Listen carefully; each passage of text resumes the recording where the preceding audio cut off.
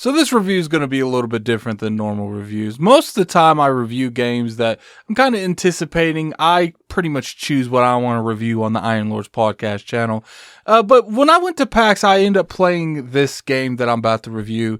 And I remember when I first saw it on the list of games that we had scheduled for interview, it didn't really appeal to me. I felt like maybe this is something that someone else should be playing because the type of gameplay didn't really vibe with me.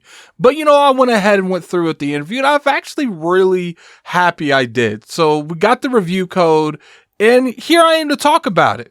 And this is pretty much the story of how a game that I had zero interest in turned out to be a really fun time. And what is that game, you might ask? It's Eiyuden Chronicle Rising, published by 505 Games and developed by Rabbit and Bear Studio. But you guys know how it is. Before you get to this review, man, hit that like button if you guys enjoyed this review. You can always subscribe to the channel for weekly podcasts, weekly content. And don't forget to go and follow us on Twitter at the Iron Lords Podcast. And without any further ado, here's my review on Eiyuden Chronicle Rising for Steam.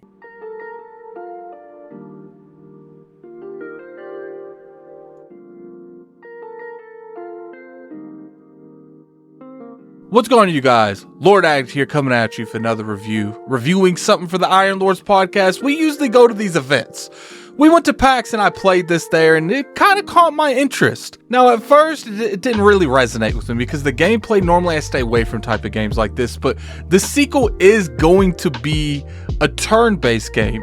And for those of you that follow the channel, you know that Lord Addict loves his turn-based games, and I felt like if I didn't at least give this game a try when it came to playing the turn-based game, it would confuse me on what's going on because this is actually a prequel to that game. Now, we can debate all along here if it's a smart move for them to go with this type of gameplay, you know, the side-scrolling Metroidvania type of gameplay, when the actual sequel is going to be completely different. And I feel like that argument is valid. You could actually argue that maybe they should have had a better chance at going into what type of gameplay they have for here. But first thing we want to talk about is the performance and the graphics. This game has a pretty unique art style. Now, I'm not going to say it's like gorgeous or anything like that. I do feel like in terms of these type of games, they should have more stuff going on in the background. Kind of like, you know, Ori and the Blind Forest. It's a very beautiful game, but you want to get the beautiful with the immersion as well. And when you do these like art draw style type of games, I feel like you can do more with the background if it's going to be stationary. Now, is the entire game stationary? No. Is any of it really stationary? Probably not, but I do feel like there is a lot more that could be going on in the background. And you know, the performance was actually pretty good. Now, I don't know what this game runs like on the Switch. I'm pretty sure it's probably on the Xbox Series S and X. I'm confident those run pretty good on that and the PlayStation. Now, if it is on the Switch, and I'm pretty confident it's on the Switch, I don't know how it's going to run on there. That's the only one that I want you guys to be a little bit wary on. Maybe look up a YouTube video or two on what the performance like this game is on the Switch. It doesn't seem like a very demanding game, so I don't think that's going to be a huge issue. Now let's move on to the story of this game. I actually want to be very vocal. The story comes out with some type of earthquake happening in a town. I don't really want to give out the town name because I feel like that is spoiling to a point. Maybe not like to a huge point, but it is spoiling. But it goes in the town. You have these villagers that are pretty much got screwed over because of this earthquake. And I don't mean a little bit, guys. Everything was bulldozed to the ground pretty much. This whole village is screwed.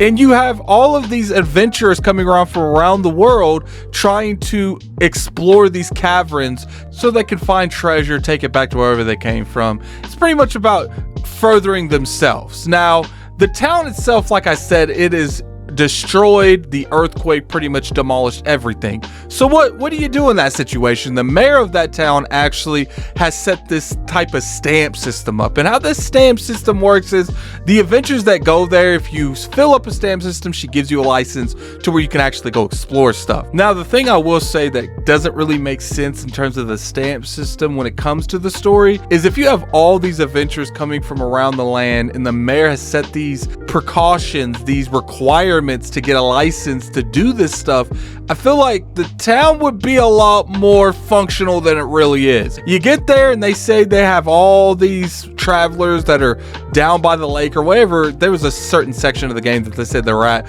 and you didn't really even come across a whole lot of them, may I add. All these people around here, and you never really come across too many travelers. Felt like that was actually a misstep by itself. Now, obviously, you come across some of the people in your team that are part of those travelers, and you come across, you know, pretty much someone that the mayor hired that is part of those travelers, but you don't come across a vast majority of those people. And I feel like that is something they should have done. But, you know, if you have all these people around here trying to explore these caverns, trying to get all these treasures, I feel like they all, if they're in the stamp system, they would be doing the same thing that you're doing to fix this town. And it didn't feel like that. It kind of felt like the stamp system was only set for you. Now, she did say in the game that if you have a sizable amount of money, you don't have to use the stamp system that she has. But to me, I felt like this was put into the game strictly to encourage you to help the villagers, and not necessarily put in the game that made sense to the lore part. But that's just a nitpick for the most part.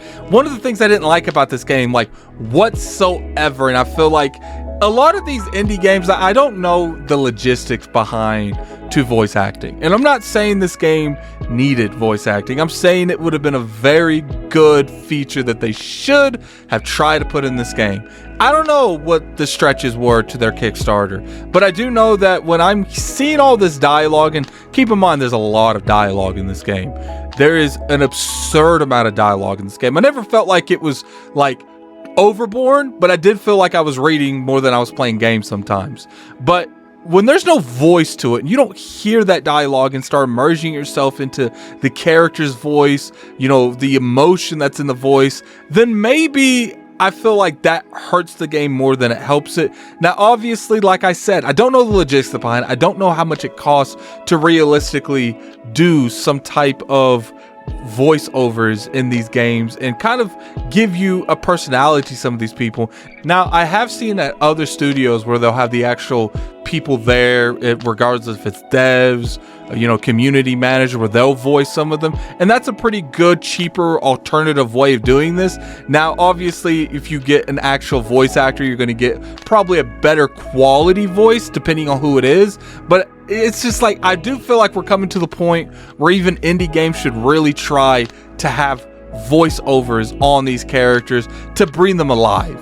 I was just playing Final Fantasy VII and my mind didn't even think about it because it's an old game. I expect that from those older type games, but it's kind of ridiculous that I play a 2022 game and I'm still getting the same type of reading scroll text like that I was getting back in the 90s. And it's like I said, I know that it's budgeting. It's just, I feel like this going forward, if you really want to try to make your game succeed as much as possible, you're going to have to try to make that voiceover and do whatever you can to do it. Now, earlier I was talking about the stamp system and how bad it was implemented in terms of story-wise, but let's talk about the good things that that system has put into this game.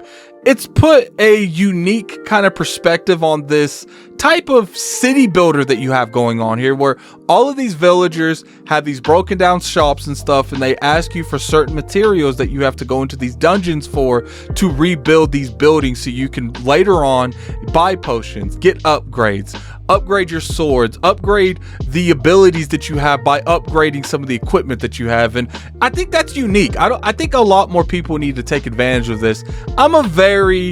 I need to do this type of person. Now, side quest is a little bit different, but usually when you reward me with, you know, extravagant stuff, I will do just about any type of fetch quest. And I actually felt very rewarded everything I did in this game for these villagers. It made me actually care about what these villagers were going through because I needed to buy stuff from them. I enjoyed that. Now, it's like I said, I think the stamp system could have been done a little bit better, but as far as the reward sensation that they give you for helping this village get back on its feet, I got to give my hat to them, because that kind of sensation is hard to give gamers, to where you actually feel accomplished and you feel like you got something for the work that you put into. And for the most part, I never felt like I wasn't getting my money's worth when I was helping these people do something. I knew that the moment that shop went up, it was going to lead me to more resources, lead me to more weapons. You can get pawn shops in here. You can open, potion shops. You can open farms. There was plenty to do that would keep you busy and you felt like you was getting rewarded. And it's like I said, that is hard to do. In the studio over there at Rabbit and Bear Studio, they're doing really good job in terms of giving you that incentive to going out and helping this village. Now let's talk about the gameplay. You guys know that that's the only part I really care about. A story can be bad, and if the gameplay's fantastic, I usually always finish the game because the gameplay's fun. But vice versa, if the story's really good but the gameplay is bad, most of the time I drop it. And when I played this at PAX, this was the highlight. It felt good. Now, I will say that there is an issue in this game on pacing in terms of how fast your character goes. Most of the time, I felt like you was just carrying over to CJ, and the moment she died, you wanted to go back or throw a potion on her or go back to the town and heal up, because if you was forced to use the other two characters in this game that was not CJ, it was not a very good experience while traveling. Now, clearly the other characters had their own unique purposes that you would use them throughout the map. It's like kind of got like a Metrovania thing going on now. Sure, I feel like the Metrovania could have been done a little bit better. Usually it was pretty much done by if you got a certain move from a character or you got a certain element from, these little rocks that you'll be able to destroy them. I don't really necessarily think it's very light Metrovania. It's not huge Metrovania. But when it comes to the traveling, the biggest issue I see in this game is there's no clear run button. There's no accelerate button. It's usually all just one speed. Now, I will say CJ has a dash button. Now, the dash button isn't the point itself. You can upgrade this dash button further on the game when you fix certain parts of the town to where you can dash in air. The dash lasts longer. But I think the biggest issue is the fact that there's no run button in general with every character. Once again, outdated practices to me. We're in 2022. I feel like every game should have another speed automatically that you could press a button and run, press a button and jog, walk fast, something. Now, sure, was CJ relatively fast without some type of run button? Yes, but oh my gosh, sometimes I'm running through these maps and I feel so slow. And I have an issue with that. Now, look, I don't know how easy it is to patch a run button in the game, but if you guys hear this over there, please do that. I'm not saying it's something that's essential, but to me, when I play these type of games, especially these action adventure side scrolling games, I want to be able to travel the map at a relatively fast speed. You had myself at the end of this game utilizing abilities that wasn't meant for speed. It was meant to, get behind an enemy without taking damage or, skipping through an attack. I was using the dash on the ground, jumping up and dashing again just to get through the map faster. We have seen this type of behavior throughout the history of games where people in Zelda roll all the time because they physically feel like that is getting them to their destination faster. And that is probably the single-handed biggest issue I have when it comes to the gameplay in this game, is the fact that sometimes it feels extremely slow, and I think that should be tweaked before anything else. Just give me a run button. That's all you got to do. Just give me a run button. Combat in this game at the beginning feels a little bit dull. But once you get through the game and you start unlocking more abilities, start unlocking harder enemies that take unique weapons that you have or someone else that's on your team has to defeat them, you really see what they did, and they did it well. I can honestly say that regardless with the run button, the combat on this game is so satisfying. And one of the biggest reasons the combat is so satisfying is this feature in this game called link systems. What is a link system, you may ask, Addict? A link system is something like Marvel vs. Capcom, where you tag another character in and you hit them and you use that character from them on out until you tag them out to another character. There's 3 characters in this. You can tag 3 characters at any times you want. Now, there's a certain amount of times that you have to tag, that you have to let it actually cool down. And the way to upgrade how many you can do in a row is to level up your card system or the stamp system. Once you have that full thing stamped and you get a new card, it will actually unlock another link on the link system that you can do, where you can continuously tag other people in and do massive amounts of damage to your enemy. And some of these opponents, some of these creatures in this game are kind of difficult if you don't use the link system. And I feel like the thing that makes the link system so great and so satisfying is just the way you can utilize it. For instance, you have a mage on here. She throws fireballs, ice balls, really anything you want that you attach her element to. And what I would enjoy doing is throwing a fireball. The moment that fireball or whatever element is attached to her hits that other person, what's going to happen is you can press the button that corresponds to the other people and they will teleport where that fireball hit them. It doesn't matter if she's halfway across that map and you threw the fireball and hit him. The moment you press that Y button, Gorgo is going to show up and hit them immediately. And I really enjoyed it. It was very satisfying. Sometimes you can set up link attacks to kill entire groups easy as long as you knew the correct patterns to do. This game didn't really seem to have a whole lot of options in terms of weapons. I felt like they, maybe we could have changed that. Maybe CJ could have went to a spear type of combat. I get that, this is how they want them to play, and that's probably for the most part why they did it. I assume these characters are going to be in their next game and they want them to fight a certain way because in the turn-based game it's going to be important over there. So I'm not going to really gripe them too much on that. What I like about this is you could change the elements of them. Like I was saying earlier, you can make it to where Gorgon attacks, he shoots lightning out of his sword when he attacks. Now it's not like a long range lightning or thing like that. It's just pretty much your sword is embedded with lightning. CJ, same thing. I had fire in her sword, her daggers. So what I really liked is they took that feature and they combined it with Metrovania elements that they had in this game. You'll be going around the map and there will be incidences where you come across these big, fire boulders or an lightning boulder or an ice boulder. I don't think ice was part of them. Maybe it was. I don't know. I can't remember. But it will be elemental boulders that's around the map where when you embed that character with that element and they hit that certain rock, that rock's going to get destroyed. And that's really the only kind of Metrovania elements that's in this.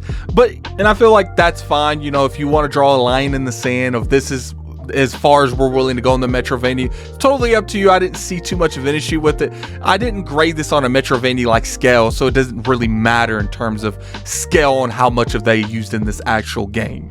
Now let's talk about the bosses. This game's got quite a bit of bosses. And the good thing I will say about the boss system in here is the majority of them do respawn. So you can fight them over and over again, and they do level up with you depending on how far you are in the game. I do know that once I beat the game, all of them went to level 30, but at that time, even I felt like if they were 5 to 10 levels higher than me, it was never really a moment where I felt like I was in danger. For the most part, they got like 2 to 3 moves, and they never really changed anything up, and I think that's the biggest issue.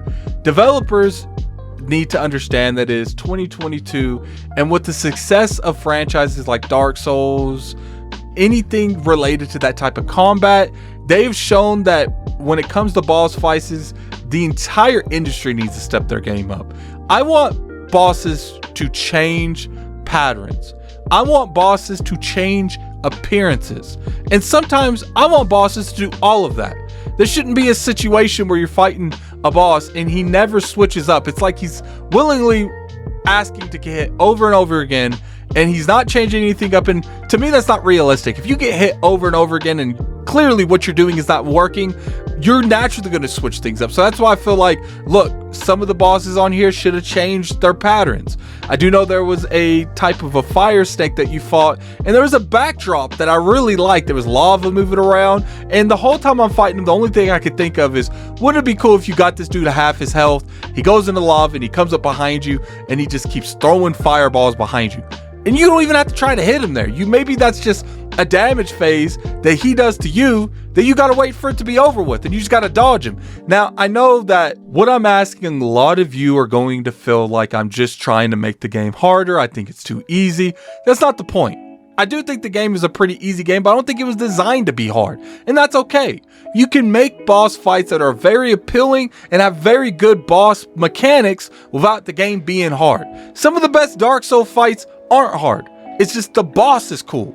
And I think that's what we need to do more often in the gaming industries, have better, more immersive bosses. And I didn't feel like none of the bosses were immersive. Now, they were cool, they were fun to fight, and maybe it was because I was destroying them pretty fast. And like I said, I have a very big history with these type of games, these Dark Souls type of games. Now, this isn't a Dark Soul game. This is more of like a building, management, collecting, resource game. And that's okay, because I don't think this was designed to be like a huge scale project. This was designed to broaden the horizon and get you ready for their next game, which is 100 Heroes, which is going to be the turn-based game that comes out in 2023. Look, regardless what they've done to set up that game, I gotta be real with you guys. Rising was a fun game.